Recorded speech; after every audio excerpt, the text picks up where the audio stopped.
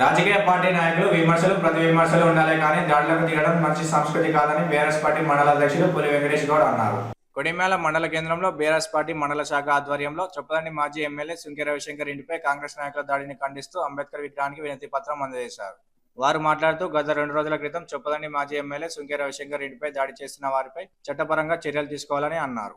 ప్రజాస్వామ్యంలో భావ ప్రకటన స్వేచ్ఛ అంబేద్కర్ కల్పించిన విషయాన్ని గుర్తుంచుకోవాలన్నారు. ఈ కార్యక్రమంలో బీఆర్ఎస్ పార్టీ మండల శాఖ అధ్యక్షులు పులి వెంకటేష్ గౌడ్, పట్టణ అధ్యక్షులు కొత్తూరు స్వామి, మండల ఉపాధ్యక్షులు రొడ్డ శరత్, రైతు సమన్వయ సమితి జిల్లా మాజీ coordinator Bandapalli Anjan Kumar, BRS party యువజన విభాగం మండల అధ్యక్షులు గడ్డం లక్ష్మారెడ్డి, మండల ఉపాధ్యక్షులు పర్లపల్లి ప్రభుదాస్, సీనియర్ నాయకులు బైరి వెంకటి, రాచకొండ చందు, ఆకునూరి మల్లయ్య, జాలిగాపు బాబు, దుబ్బాక చందు, బీఆర్ఎస్ యూత్ నాయకులు పర్లపల్లి శ్రావణ్, అఖిల్, రాకేష్, మహేష్, చరణ్ తదితరులు పాల్గొన్నారు.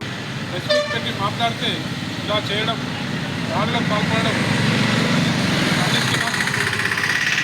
కాంగ్రెస్ పార్టీ మూలాలను ఎమ్మెల్యే రవిశంకర్ ఇంటిపై దాడి చేసిన వారిని కఠినంగా శిక్షించాలని డిమాండ్ చేస్తున్నాం. ఈరోజు కొడిమేల మండల కేంద్రంలో బీఆర్ఎస్ పార్టీ మండల శాఖ ఆధ్వర్యంలో విలేకరుల సమావేశంలో మాజీ శాసనసభ్యులైనటువంటి గౌరవ సుంకె రవిశంకర్ ఇంటిపైన కొంత రాజకీయ లబ్ధి కొరకు గుండా రాజకీయాలు చేస్తున్నటువంటి యూత్ కాంగ్రెస్ నాయకులకు మీ సూటిగా ఒక ప్రశ్న చేస్తున్నా.